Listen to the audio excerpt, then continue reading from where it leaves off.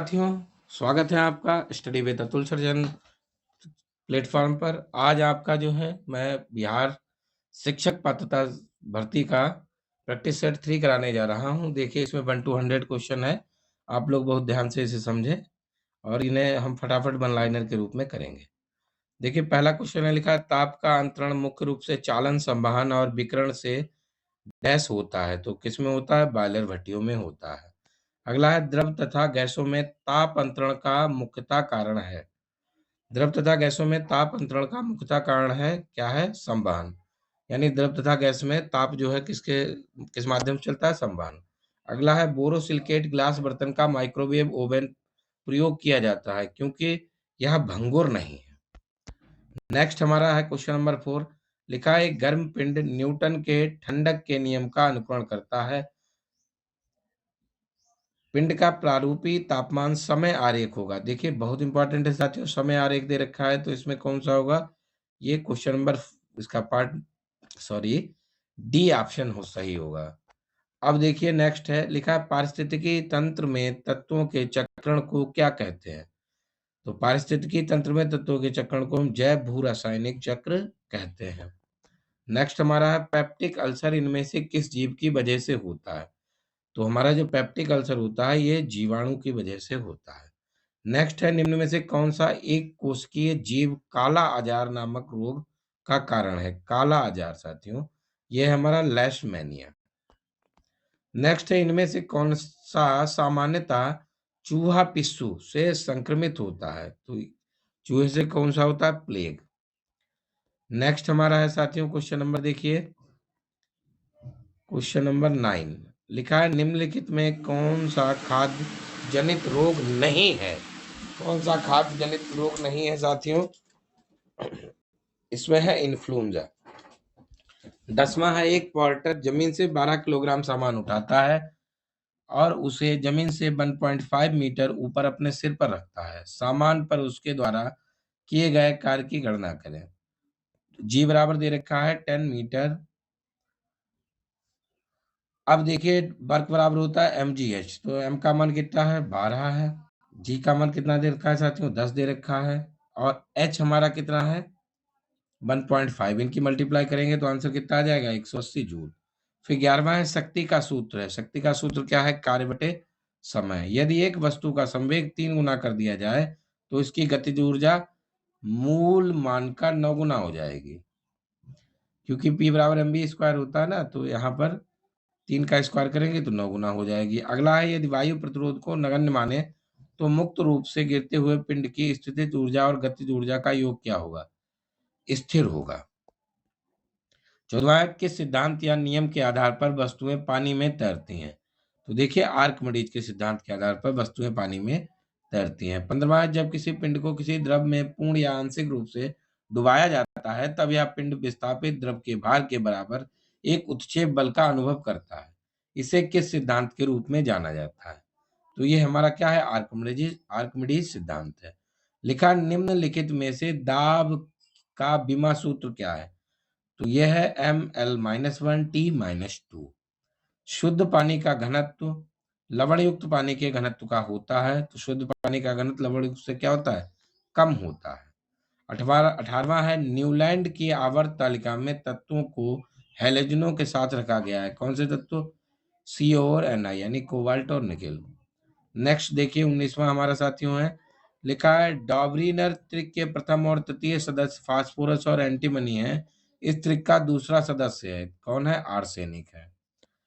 20वां है, मेंडलीफ की आवर्त सारणी में लंब रूप स्तंभों को डैश और क्षैतिज पंक्तियों को डैश कहा जाता है। तो लंब रूप को स्तंभ समूह कहते हैं और क्षैतिज को क्या कहते हैं? आवर्त कहते हैं।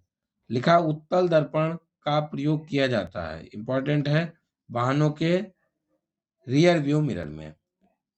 लिखा, 1.2 सेंटीमीटर ऊंचाई की एक वस्तु दर्पण से 60 सेंटीमीटर की दूरी पर वास्तविक प्रतिबिंब पाने के लिए 20 सेंटीमीटर फोक्सीकरण के एक अवतल दर्पण से 30 सेंटीमीटर पहले रखी हुई है।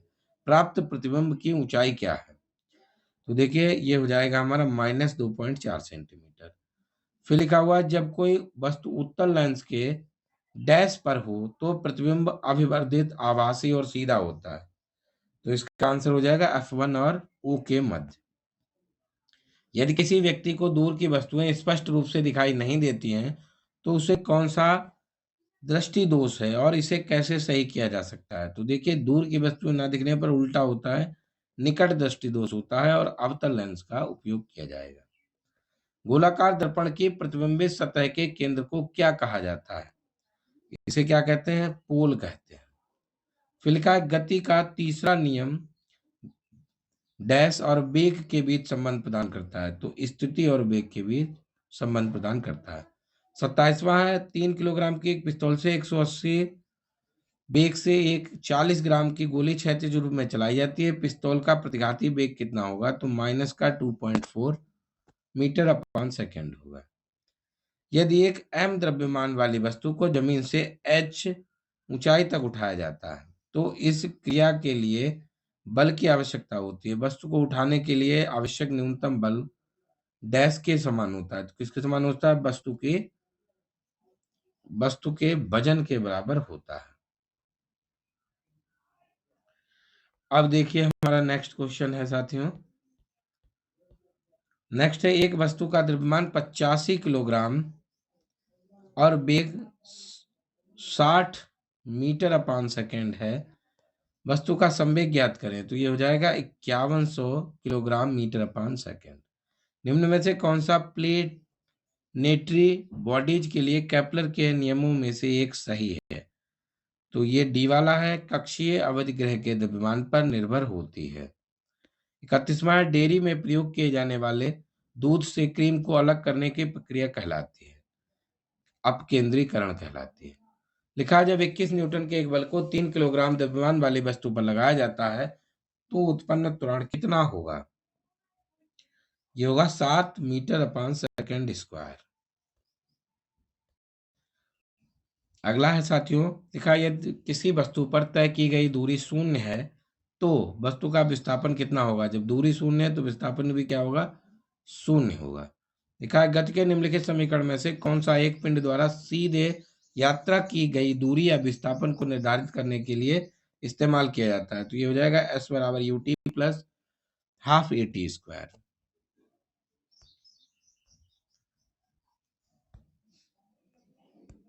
अगला देखिए साथियों, 35 लिखा है, इकोकार्डियोग्राम अधिक नजदीकी से किससे संबंधित है? किससे? डॉपलर इफेक्ट से। लिखा है, निम्नलिखित में से किसका उपयोग धातु के खंडों के दरारों और दोषों को पता लगाने के लिए किया जाता है? आंसर आएगा पराध्वनिक। निम्नलिखित में कौन सा असत्य है? ध्वनि तरंगे हैं, तो इसका आंसर आएगा विद्युत चुंबकीय। ये असत्य है। बाकी दाब, अनुदैर्ध्य और यांत्रिक सत्य है। अच्छा, अब देखिए साथियों, हम 38 नंबर पर आते हैं। लिखा है, मनुष्यों के लिए ध्वनि की श्रव्य सीमा लगभग होती है। तो ये होती है 20 हर्ट्ज से 20,000 हर्ट्ज। कॉपर सल्फेट का जलीय विलयन नीले लिटमस को लाल कर देता है। लिखा है, निम्नलिखित में से कौन सा कथन गलत है? तो देखिए, ये जितने भी जैसे दिए हैं ये सभी सही हैं। ये ऊपर जो दे रखे हैं ये तीनों सही हैं, ये वाला और ये वाला। जबकि सोडियम हाइड्रोक्साइड NaOH की क्षारीय प्रकृति सोडियम आयनों की उपस्थिति के कारण होती है, ये गलत है और गलत ही पूछा था।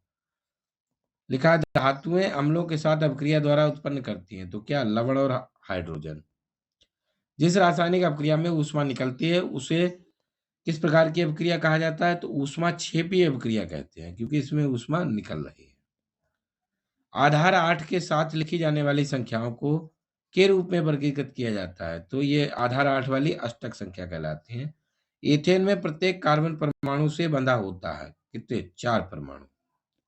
एथेनॉल का सूत्र है साथियों C2H5OH। निम्नलिखित में से किस अभिक्रिया द्वारा उच्च प्रतिक्रिया वाले धातुओं का शुद्ध पिघले हुए अयस्क से निष्कासन होता है? तो ये इसका आंसर हो जाएगा B, इलेक्ट्रोलिसिस। यौन प्रजनन में माता पिता का योगदान होता है। तो यौन प्रजनन में माता पिता का योगदान होता है अपने जीन्स का आधा आधा हिस्सा। एक सामान्य मानव शरीर कोशिका में क्रोमोसोम होती है। तो कितने क्रोमोसोम होते हैं? 46। Option D. लिखा है, मनुष्यों के क्रम विकास का अध्ययन इंगित करता है कि हम सभी एक ही प्रजाति से संबंधित हैं जो डैश में विकसित हुई। किसमें? अफ्रीका में हुई। देखिए, ये प्रैक्टिस सेट 3 है। अब देखिए नेक्स्ट क्वेश्चन हमारा है साथियों,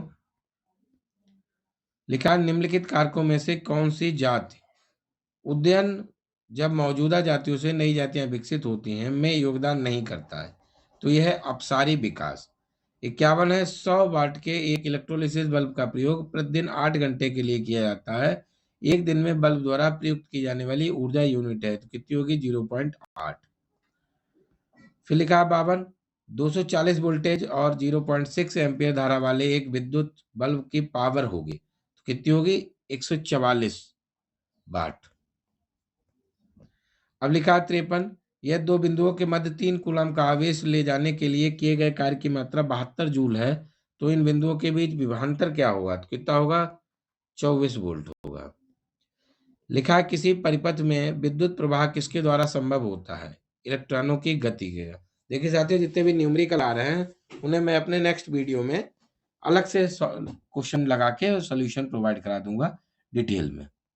लिखा है एक आदर्श ट्रांसफार्मर में क्या क्या होता है? कुंडलों में प्रतिरोध नहीं होता है, क्रोड में किसी प्रकार की हानि नहीं होती, क्रोड में अनंत पारगम्यता यानी चुंबकशीलता होती है। तो ऑप्शन क्या हो जाएगा? डी, इनमें से सभी। 56 वे मेटल डिटेक्टर जिनसे होकर हवाई अड्डों पर लोग गुजरते हैं वह किसके द्वारा संचालित होते हैं? तो फैराडे का नियम है, वो फैराडे के नियम पर काम करते हैं।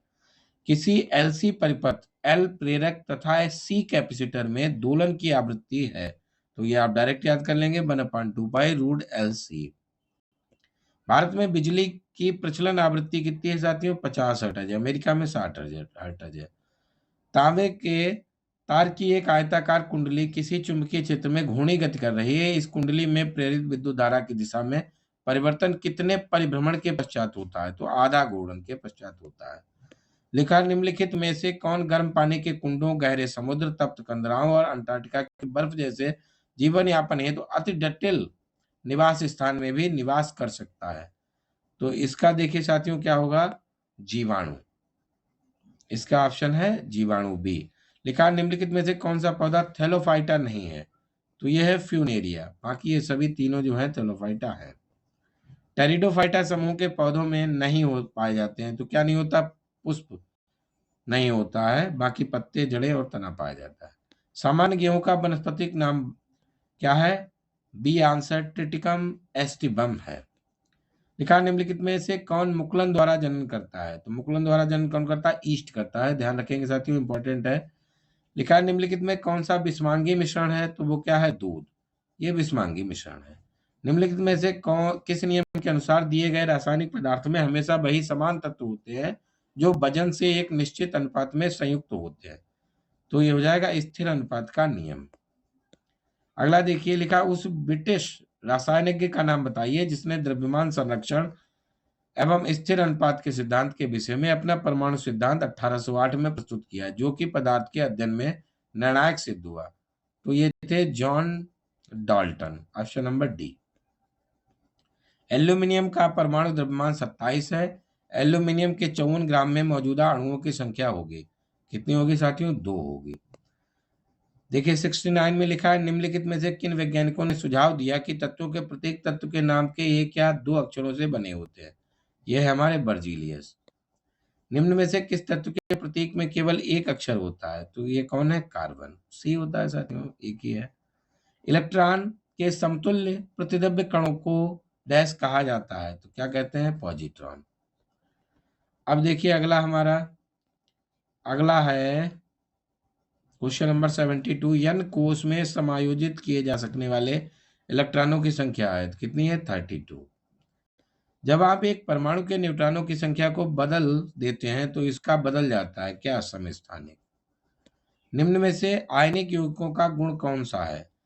इनका गलनांक और क्वथनांक उच्च होता है। में विसरण अत्यधिक तीव्रता से होता है, किनमें? गैसों में विसरण अत्यधिक तीव्रता से होता है। क्षेत्र है निम्न में से कौन सा कथन गलत है? सभी रज्जुकी यानी कार्ड डेटा गलत पूछा है, तो डिप्लोब्लासिक होते हैं, जबकि ये तीनों ऑप्शन सही है। अब लिखा है 77 स्तनधारियों में संबंधित इनमें से कौन सा कथन गलत है? तो देखिए गलत, बाकी सब सही हैं, गलत कौन सा है? गलत है इनके हृदय में 3 प्रकोष्ठ होते हैं जबकि 4 होते हैं। इन सामान्यतः स्तनधारियों के बाल होते हैं, सही है। दूध पिलाने वाले स्तन ग्रंथियां मौजूद होती हैं। ये सही है। कुछ स्तनधारी अंडे भी देते हैं, ये भी सही है। फिर लिखा है स्वतंत्र अस्तित्व के सक्षम जीव की सबसे छोटी इकाई क्या है? कोशिका, स्मॉलेस्ट सेल कोश है। पुटिकाओं में प्रोटीन और लिपिड के परिवहन, संशोधन और पैकेजिंग के लिए निम्नलिखित में से कौन सा कोशिकांग उत्तरदायी है? तो ये हो जाएगा हमारा गोल्गी का। निम्न में कौन सी झिल्ली संयोजित थैली पाचक एंजाइमों से भरी होती है? तो इसका आंसर हो जाएगा लाइसोसोम। गैर हरित वनस्पति में निम्नलिखित में से किसकी कमी होती है? तो गैर हरित में जाहिर सी बात है क्लोरोफिल नहीं होगा। अगला देखेंगे साथियों, लिखा है गाजर का नारंगी रंग, बहुत इंपॉर्टेंट है। गाजर का नारंगी रंग निम्नलिखित में से किसकी एक की वजह से होता है? तो कैरोटीन। ये टीआरई 2.0 शायद या 3.0 में पूछा गया क्वेश्चन है। लिखा है किस ऊतक की कोशिकाएं वसा संग्रहण के लिए विशिष्ट होती हैं? तो यह है वसा ऊतक। कोशिका के संरचनात्मक रूपांतरण के आधार पर सरल, उपकला ऊतक डैश को छोड़कर निम्नलिखित सभी प्रकारों में वर्गीकृत किया जाता है। तो इसका आंसर हो जाएगा बेलनाकार। अगला है मृदूतक और स्थूल ऊतक डैश ऊतकों के प्रकार हैं। तो कैसे हैं? सरल व स्थायी। 86 है निम्नलिखित में कौन सा पादप हार्मोन पौधे के तने के विकास में मदद करता है? बहुत इंपॉर्टेंट है, यह है जिब्रेल। पौधों के किस अंग की वृद्धि या गति जब किसी विशिष्ट उद्दीपक की ओर होती है तो इस प्रक्रिया को कहा जाता है? धनात्मक अनुवर्तन, प्रकाशानुवर्तन। ऑप्शन ए सही है। निम्नलिखित में से कौन सा जीव विज्ञान में कोशिकाओं की ऊर्जा स्रोत है? तो ऑप्शन डी एटीपी। बाष्पोत्सर्जन किसके द्वारा होता है साथियों? रंध्र के द्वारा होता है। 90 है निम्नलिखित में कौन से जीवधारियों के वर्गीकरण की मूल इकाई है? क्या है? जाति। किडनी खराब होने का इलाज समय समय पर किडनी मशीन से किया जाता है, प्रक्रिया के रूप में जाना जाता है। तो ये क्या है? हीमोडायलिसिस। अच्छा साथियों, नेक्स्ट देखते हैं। अगला है न्यूरॉन के किस भाग में सूचना प्राप्त होती है? तो किसमें होती है? डेंड्राइट में। थायरॉक्सिन के संश्लेषण के लिए कौन सा तत्व आवश्यक है? आयोडीन आवश्यक है साथियों। ऑप्शन नंबर बी सही है। लिखा है मानव नरों में मूत्र और वीर्य के प्रवाह के लिए एक ही मार्ग है, जिसे क्या कहते हैं साथियों? मूत्र मार्ग कहते हैं। बहुत इंपॉर्टेंट है। 95 अस्पतालों में निकलने वाले जैविक कचरे के निपटान का सबसे अच्छा तरीका क्या है? भस्मीकरण। अपने जल के पोषक संवर्धन द्वारा एक झील की प्राकृतिक आयु वृद्धि को निम्न में से किस नाम से जाना जाता है? तो इसे कहते हैं सुपोषण। इसे साथियों क्या कहते हैं? सुपोषण कहते हैं। अगला है, लिखा है ओजोन का रासायनिक केमिकल फार्मूला क्या है? तो ये O3 है। 98 ओजोन सतह का संरक्षण संबंधी अंतरराष्ट्रीय दिवस कब मनाया जाता है साथियों? 16 सितंबर को। 99 है पशुओं के प्रति क्रूरता रोकथाम अधिनियम 1960 की धारा 4 के तहत वर्ष 1962 में स्थापित भारतीय पशु कल्याण बोर्ड एक संविधिक सलाहकार निकाय है, जिसकी स्थापना पशु कल्याण संबंधी कानूनों पर भारत सरकार को सलाह देने के लिए की गई थी। यह किस मंत्रालय के तहत आती है साथियों? ये पर्यावरण, वन एवं जलवायु परिवर्तन मंत्रालय के तहत। लास्ट क्वेश्चन है 100 वाला। लिखा है निम्नलिखित विकल्पों में से क्या ऊर्जा का एक अक्षय स्रोत है? तो ये हमारा नाभिकीय विखंडन। धन्यवाद साथियों। अब मैं इसका नेक्स्ट प्रैक्टिस सेट 4 जल्द ही आपको प्रोवाइड कराऊंगा। Thank you.